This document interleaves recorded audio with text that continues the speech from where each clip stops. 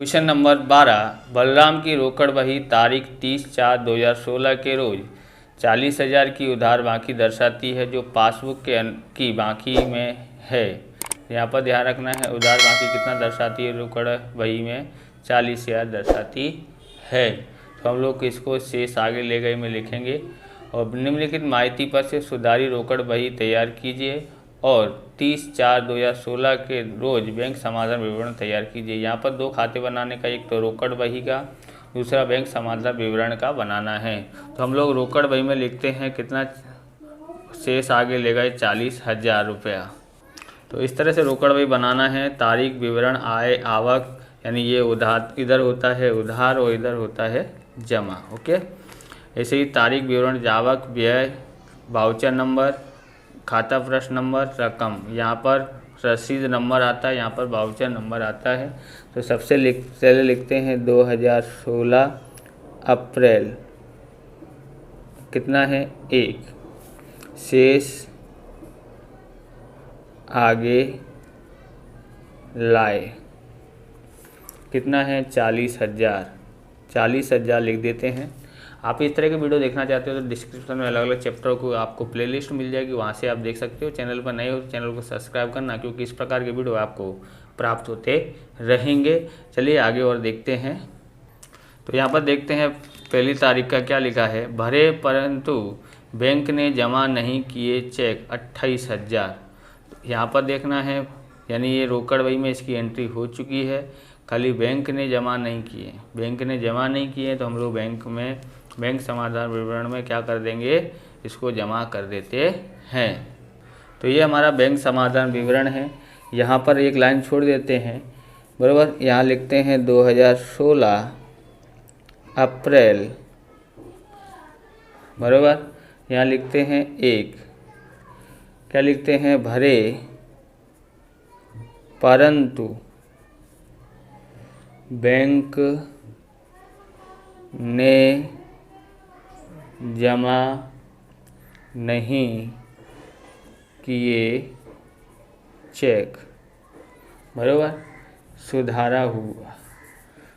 तो हमने कितना है, जमा कर देते हैं 28,000 रुपये। ओके, अगला देखते हैं।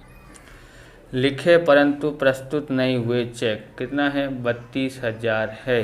तो ये हमने बैंक समाधान विवरण में क्या लिखा जाता है, प्रस्तुत नहीं हुए तो उधार में लिखा जाता है, और वसूल नहीं हुए तो हम लोग कहाँ लिखते हैं, जमा में लिखते हैं। तो ये लिखे परंतु प्रस्तुत नहीं हुए चेक 32,000 बैंक समाधान विवरण में लिखेंगे, रोकड़ बही में लिखेंगे नहीं। तो यहाँ लिखते हैं 4 तारीख का, लिखित परंतु अप्रस्तुत चेक कितना है, 32,000 है। ओके, आगे देखते हैं। यहाँ लिखा है 6 तारीख का, बंटी ने बैंक खाते में सीधा जमा करा दिया 12,000। बैंक में जमा करा दिया, यानी बैंक हमको हमारे खाते में क्या कर देगी, जमा कर देगी। पर ये ऐसा तो सीधा जमा कराया, यानी रोकड़ बही में इसका लिखा हुआ नहीं है। तो ये हमारी क्या हुई, आय हुई। आय किधर साइड लिखा जाता है, रोकड़ बही में उधार साइड लिखा जाता है। तो रोकड़ बही में लिखना बाकी है, तो हम लोग इसको रोकड़ बही में लिख देते हैं। कितना है, क्या लिखेंगे, बंटी खाता लिखेंगे। ओके, तो ये हमारा है रोकड़ बही। 5 तारीख का लिखते हैं बंटी खाता, कितना है, 12,000। अब हम लोग आगे देखते हैं। फिर से 6 तारीख है, कंपनी ने national electric fund transfer NEFT से बलराम के बैंक खाते में डिविडेंड जमा कराए, जो रोकड़ बही में नहीं लिखे 8,000। रोकड़ बही में हम लिखे 8,000 लिखना था, लेकिन लिखे नहीं है।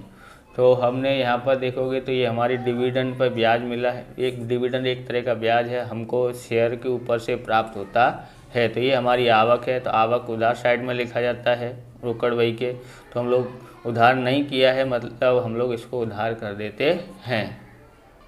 यहाँ लिखते हैं 6 तारीख का डिविडेंड खाता कितना है 8,000। ओके, यहाँ लिखा है बैंक ने पासबुक में बैंक ब्याज ₹8 जमा किए, तो जमा किए हैं बराबर। अब ये एक तरह से देखो तो हमारी ये आवक है, बैंक का ब्याज मिला है तो आवक है, तो आवक उधार साइड में लिखा जाता है। अगर इस तरह से भी समझ में नहीं आए तो हम लोग बैंक ने जमा किए पासबुक में जमा कर दिए, तो इसका उल्टा एंट्री होता है उधार साइड में बराबर। तो ये इस तरह से भी कर सकते हैं। तो रोकड़ बही में नहीं लिखा है तो हम लोग रोकड़ बही में लिख देते हैं। तो 9 तारीख का लिखते हैं बैंक ब्याज खाता, बैंक ब्याज खाता कितना है 800 रुपये। अब हम लोग क्या कर देते हैं, आगे का देखते हैं। तो 9 तारीख में लिख दिया है, 10 तारीख दिया है, सॉरी 13 तारीख लिखते हैं। 13 तारीख है, बैंक में भुनवाई प्रभाशंकर की हुंडी अस्वीकार हुई। इसका बैंक ने प्रमाण खर्च सहित 15,300 पासबुक में उधार की, जिसकी जानकारी बलराम को नहीं थी बराबर। कितना है 15,300। कहाँ किए हैं, बैंक ने उधार किए हैं, तो हम लोग रोकड़ बही में कहाँ लिखेंगे, जमा साइड में लिखेंगे, क्योंकि बैंक ने सब कुछ किया है लेकिन बलराम को बोला नहीं है, बताया नहीं है, तो उसने तो एंट्री करी नहीं होगी रोकड़ बही में। तो इसलिए हम लोग क्या कर देते हैं, रोकड़ बही में इसकी एंट्री करते हैं। इसने बैंक ने क्या किया है उधार, तो हम लोग उसमें जमा कर देते हैं। तो यहाँ पर 10 तारीख दिया हुआ है, यहाँ लिखते हैं 13 तारीख। 13 तारीख प्रभाशंकर खाता, प्रभाशंकर खाता कितना है 15,300। तारीख 18/4/20 तारीख का है। तारीख 18/4/2016 के रोज़ 12,000 का चेक सीमा को लिखकर दिया था। यह चेक बैंक ने तारीख 2/5/2016 के रोज़ भुगतान किया था, यानी अगले महीने भुगतान किया है।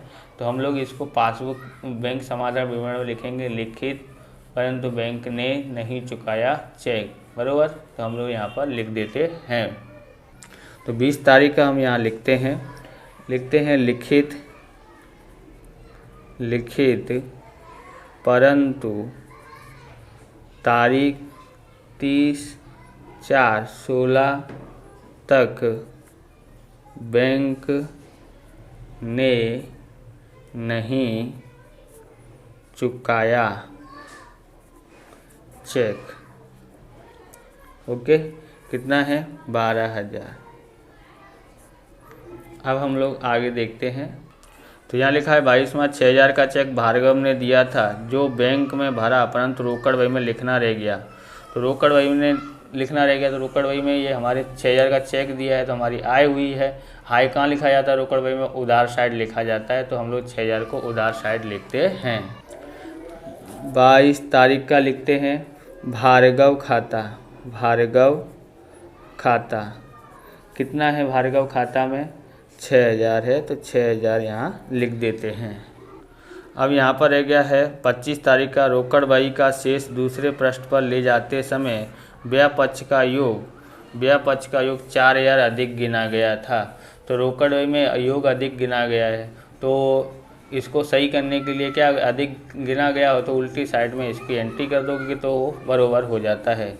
व्यय पक्ष कहाँ होता है, जमा साइड में, और तो हम लोग उधार साइड में 4,000 की एंट्री कर देते हैं रोकड़ बही में, तो ये हो जाता है बराबर। ओके, तो 25 तारीख का है यहाँ पर योग में भूल खाता कितना है 4,000।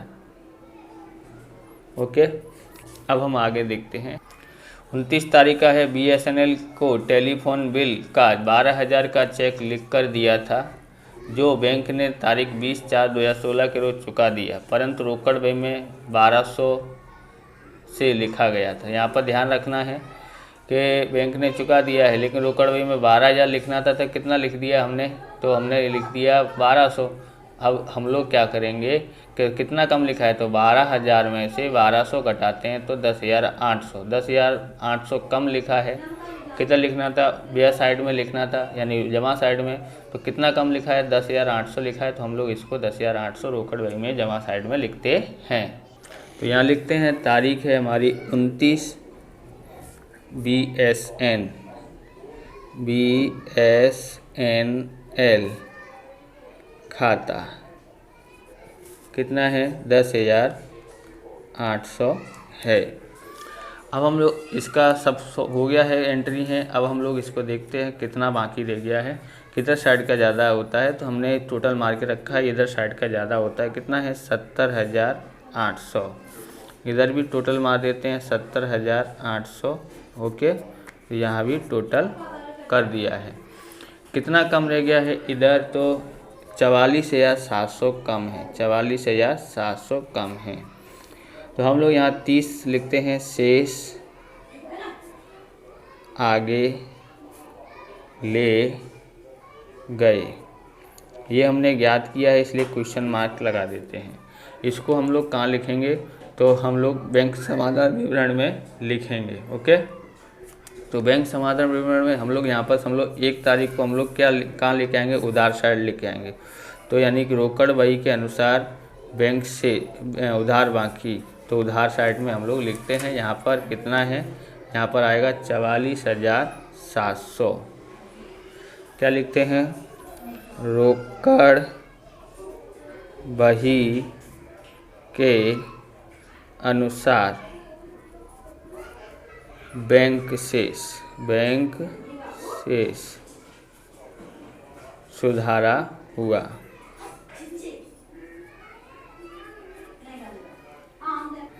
अब इधर साइड का टोटल मार के देखते हैं किधर ज़्यादा हो रहा है। तो हम लोग यहाँ पर टोटल मार देते हैं। ओके, तो आप देख रहे होंगे तो किधर का टोटल ज़्यादा है? तो ये ज़्यादा है इधर साइड का। ओके, यहाँ सिर्फ 28,000 है, तो टोटल कितना हो रहा है? 88,700, 88,700 होता है। तो यहाँ पर रोकड़ बही के अनुसार लिखा है, तो यहाँ पर पासबुक के अनुसार आएगा। तो यहाँ पर लिख देते हैं पासबुक के अनुसार जमा बाकी अर्थात बैंक शेष कितना है? तो ये है 60,000। ओके, ये हमने ज्ञात किया है, इसलिए क्वेश्चन मार्क लगा दिया है। तो आपको पता पड़े कि क्या ये ज्ञात किया है। तो इस तरह से ये वीडियो पूरा होता है। अगर आपको हमारा ये वीडियो अच्छा लगे तो लाइक शेयर कमेंट करें। चैनल पर नए हैं तो चैनल को सब्सक्राइब करें। मिलते हैं नेक्स्ट वीडियो में। जय हिंद, जय भारत, वंदे मातरम।